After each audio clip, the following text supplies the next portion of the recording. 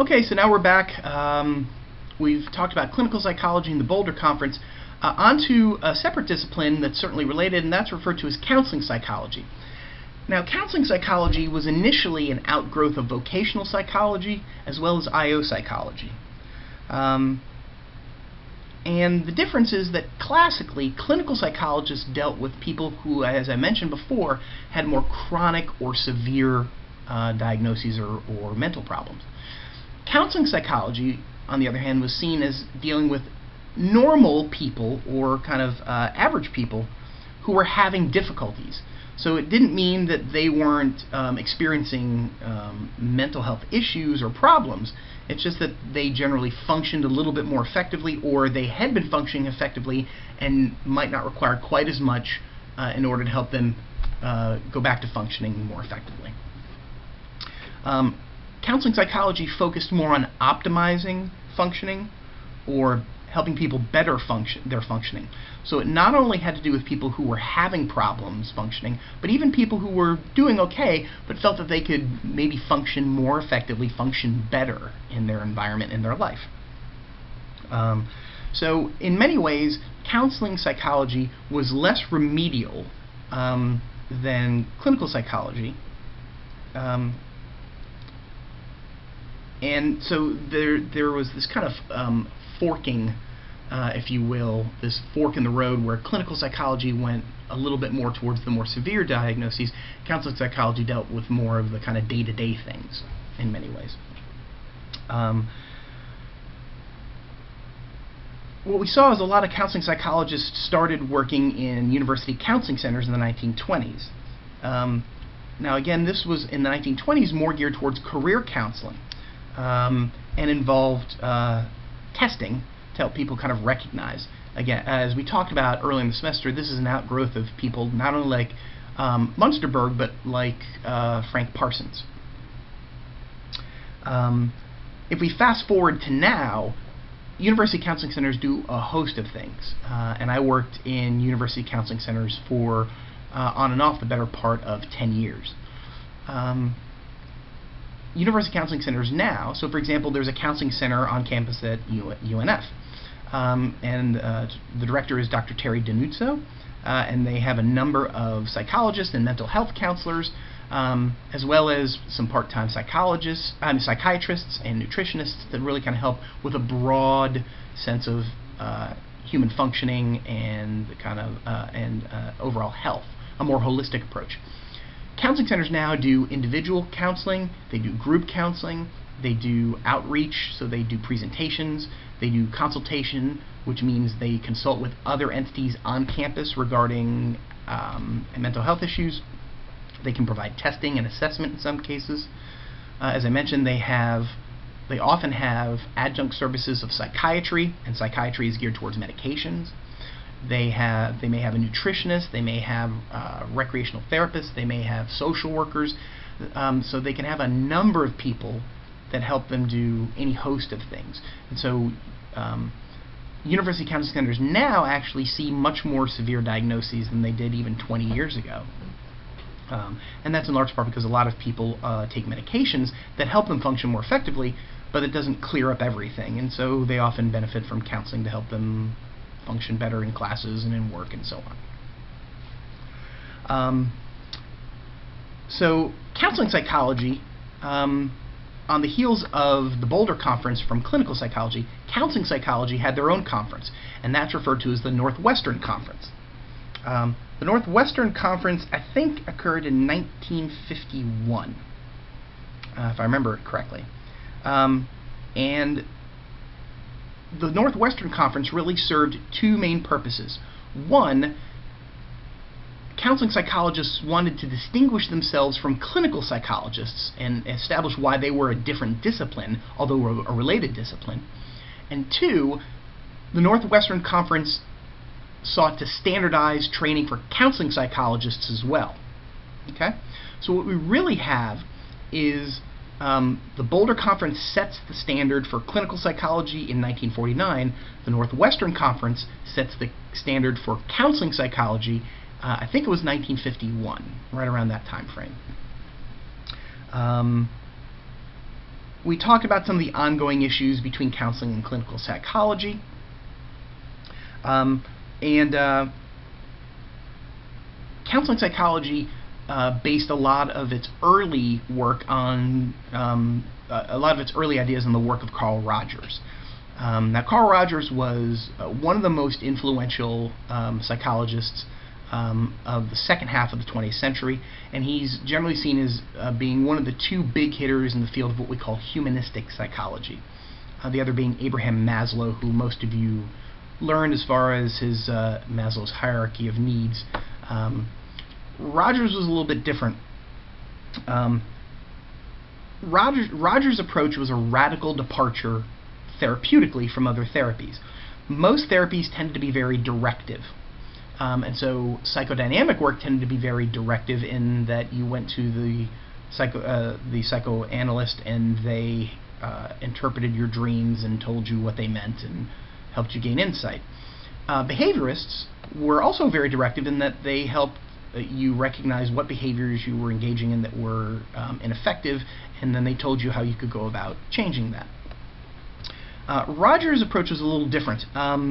Rogers felt that that psychologists should give very little guidance or advice, and also did very little testing, and so there was, in many ways, a departure from clinical psychology in that it wasn't the approach wasn't as directive and it involved less testing. Rogers set up what he called 3 core conditions for therapy, and that's what I refer to as Rogers' Big 3. These core conditions were what Rogers referred to as necessary and sufficient for therapy. In other words, if a therapist could provide these 3 conditions that I'll talk about in a moment, that would provide the environment for therapy, and that's all that you really needed to do. Now, I don't know if I agree that that's all you need to do, but these 3 core conditions really become the basis for all psychotherapies in the future. Pretty much all psychotherapies now use these 3 core conditions as the foundation, and there are other things that they add to it. Rogers' Big 3, or these 3 core conditions, were as follows. The first was genuineness, that you had to be upfront, honest, straightforward. You needed to be tactful at times in the way that you did that, so it wasn't about being blunt or rude, but you needed to be genuine with a patient or a client. And this was another departure. Rogers often referred to the people that he worked with as clients, not patients. Patients was an outgrowth of the medical kind of model of clinical psychology, and the fact that a lot of psychiatrists initially were the ones doing therapy, as we saw with Freud and Jung and Adler and so on. And so Rogers referred to the people that he worked with as clients as opposed to patients. So the first was genuineness, and that was being honest with clients.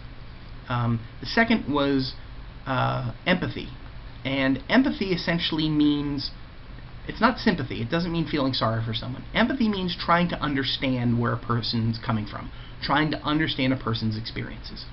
You can never fully understand their experiences because you aren't them, and you weren't in that situation with them, having had the exact same experiences they had had throughout their lives. Okay, but it's the attempt to understand their situation that is important.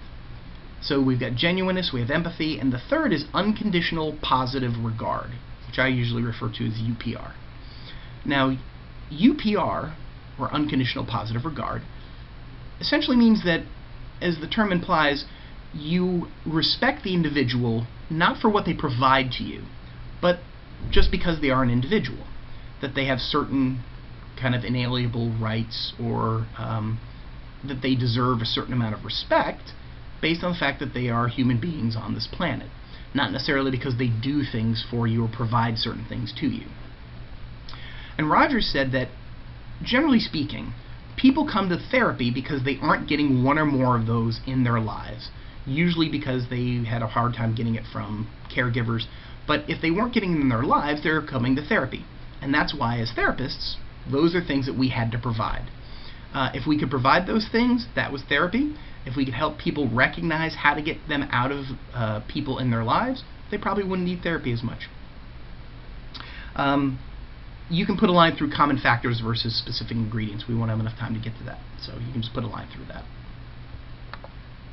Okay. A little bit more on IO psychology, in part because this is part of the counseling psych arena. A man named Walter Van Dyke Bingham, which is another one of my favorite names in the history of psychology, established the first applied psychology department. Okay, this was in 1915, so this was quite early on.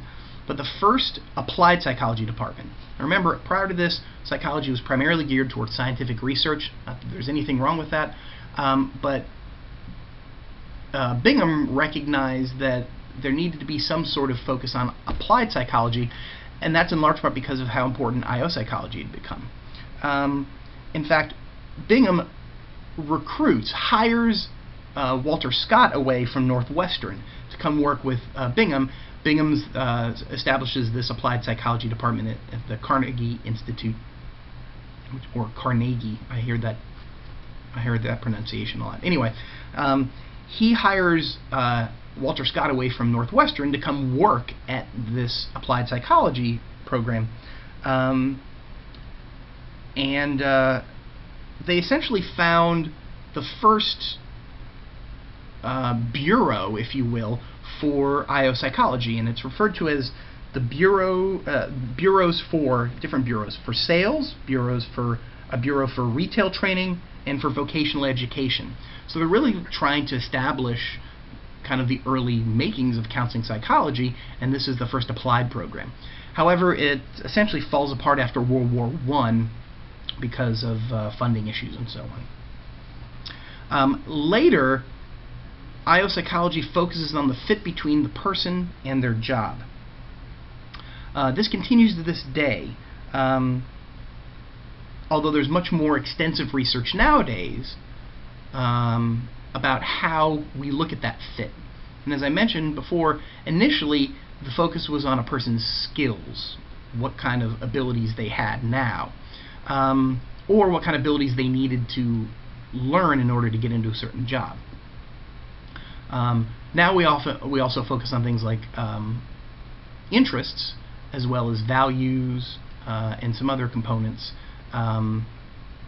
personality traits and so on, that relate to a person's fit in a job. But in many ways it goes back to Parsons' idea that you have to understand yourself, and then you have to understand the job, what the job requires, and make sure that those two things mesh as well as possible. The more overlap between the two, the better the fit. Let's see, going on.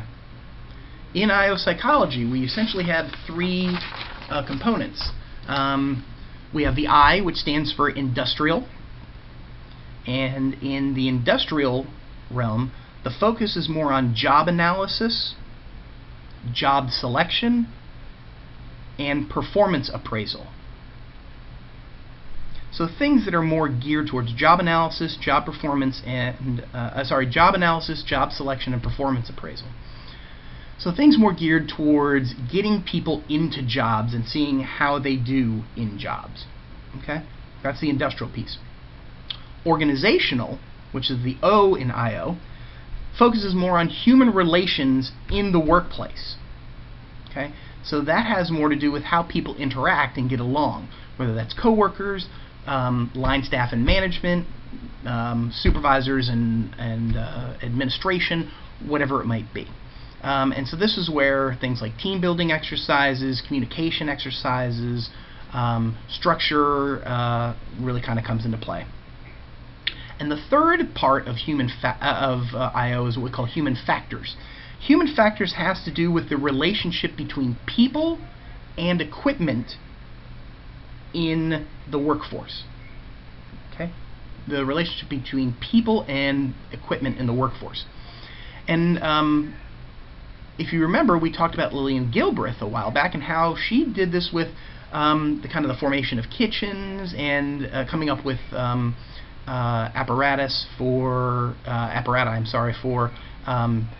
women in the kitchen, for people who had disabilities to work in kitchens, and so on. And so Lillian Gilbreth was really doing a lot of this human factors or engineering psychology many years ago, decades ago, literally.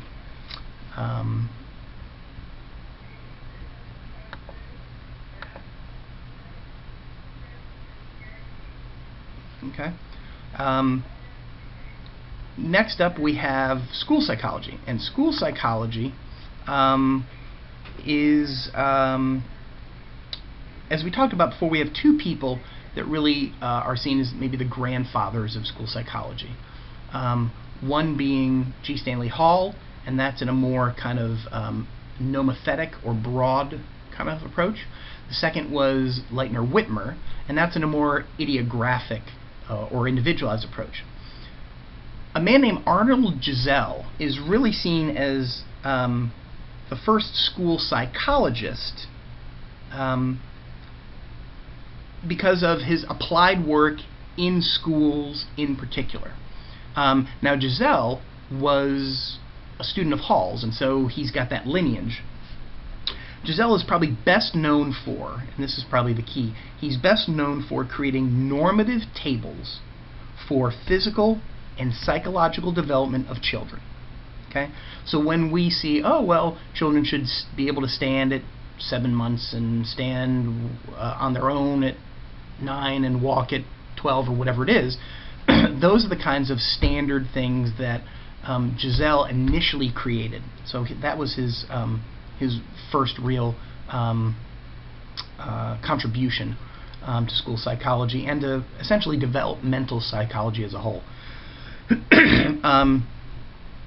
On to a man named Lewis Terman, who we talked about before, so I'll just go over him briefly. As a refresher, Terman was the man who revised the Stanford Binet. Okay. Goddard, as we talked about before, was the man who interpreted the Stanford Binet from French to English. Terman revised it. It was initially known as the Binet-Simon intelligence test, and because when Terman revised it, he was working at Stanford, and therefore became the Stanford Binet, and somehow Simon got lopped off in this. Terman was actually particularly interested in working with gifted children, which was something that Letta Hollingworth also did later on. They were interested in working with gifted children, not only to see about helping children reach their potential, but also helping gifted children who got into trouble in schools get more on task and stay focused. Because very often gifted children in schools, if they aren't being challenged, become very bored, they can become disruptive, and there can be problems there. On the heels of the Boulder Conference for Clinical Psychology and the Northwestern Conference for Counseling Psychology, school psychology had what they called the Thayer Conference in 1954. That was their way of standardizing training for school psychologists. And so what we really have is the Northwestern Conference in 1949 for clinical psychology, the Northwestern Conference in 1951 for counseling psychology, and the Thayer Conference in 1954 for school psychology. All three of these conferences established standardized forms for education and training for their respective disciplines. Okay. Last slide for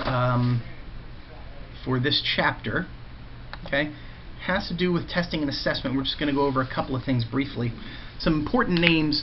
As we talked about before, David Wexler, very important name in American psychology. Wexler essentially, he was working at a place called Bellevue, which was one of the kind of classic psychiatric hospitals in the United States, and was using the Stanford Binet for intelligence testing, but recognized that it was really geared a bit more towards children, and so he felt that there needed to be a test that more specifically measured adult intelligence. And so he created one, and that becomes the WAIS, the Wexler Adult Intelligence Scale. And here's an example of an administration and scoring manual for the WAIS 3. They're on the WAIS 4 now. But just as an example to show you, the WAIS is the standard in the United States for intelligence testing for adults. Now there's also something called the WISC, the Wechsler Intelligence Scale for Children, and that is essentially the standard for intelligence testing for children in the United States. The Stanford-Binet still exists. It's very popular in Europe, and it's also used in the United States. Stanford-Binet is better at the upper levels, and in some cases the lower levels. So whenever you hear somebody who's been tested at having a 208 IQ, that generally comes out of testing with the Stanford-Binet. Over somewhere around 180 about, the Wechsler kind of drops off in being able to make those distinctions. But Wechsler is probably the biggest name in intelligence testing, certainly in the United States. The next group are two people, Stark Hathaway and J. Charnley McKinley, who not only both have really kind of interesting names, but they were the people that essentially created the MMPI, or the Minnesota Multiphasic Personality Inventory, that I referred to earlier in the chapter. This is the grandparent of all objective intelligence testing, and it was created at the University of Minnesota, and continues to be used to this day. And as an example, here's a book on the MMPI-2, Assessing Personality and Psychopathology. The MMPI-2 is the updated version, and the truth is the MMPI is really geared exactly towards that, assessing pathology, or kind of giving you a sense of what's wrong with someone. There are other other personality tests that are less pathology-based. So they don't really tell you kind of diagnostically what's wrong with you or how somebody should be diagnosed. Things like the MBTI, the Myers-Briggs, that many of you may have taken. We talked about it in class before. If you ever got a 4-letter code like ENFP or ISTJ or something like that, that's less geared towards pathology and more geared towards what are people's strengths and weaknesses.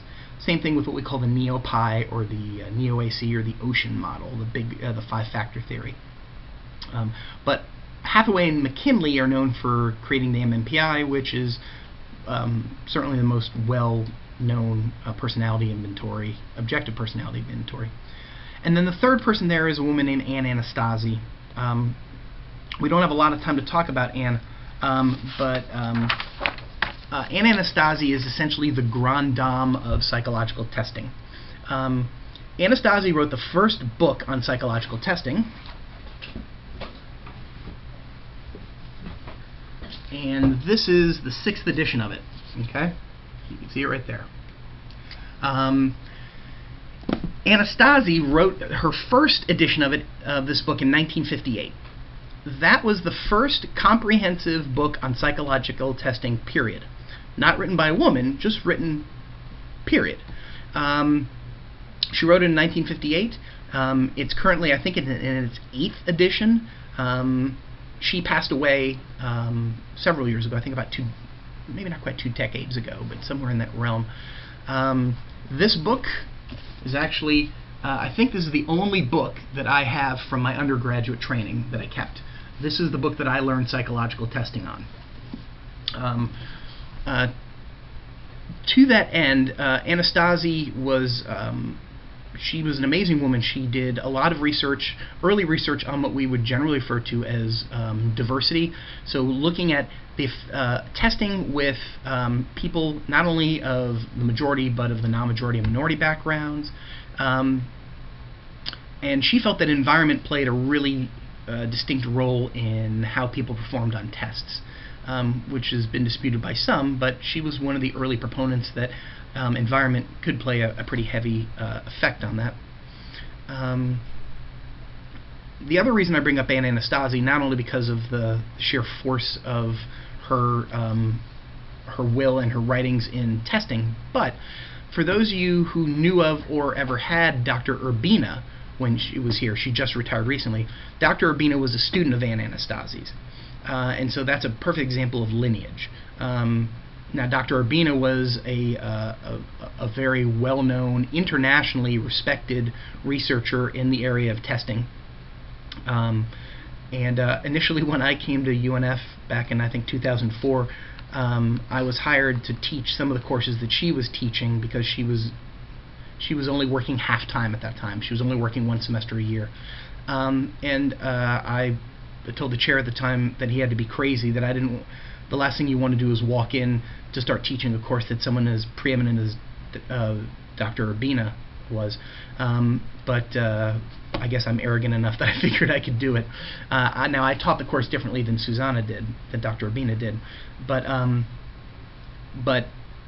Dr. Urbina was a student directly of Ann Anastasi's, and so Dr. Urbina actually edits this book now, since Ann Anastasi passed away, and I actually used one of Dr. Urbina's books when I taught psychological testing. In any case, Ann Anastasi wrote the first book called Psychological Testing, about psychological testing in the history of, and it still is one of the watershed cornerstone works. It's a little bit more involved. It's a little bit, I actually would use it for probably a graduate level text, but it's an excellent book. And whether you knew it or not, we had here at UNF, we had a link to Ann Anastasi through Dr. Urbina. That's the end of the chapter. I'll upload it soon, and we'll have chapter 10 up probably soon as well. Okay? Thanks a lot. Talk to you soon.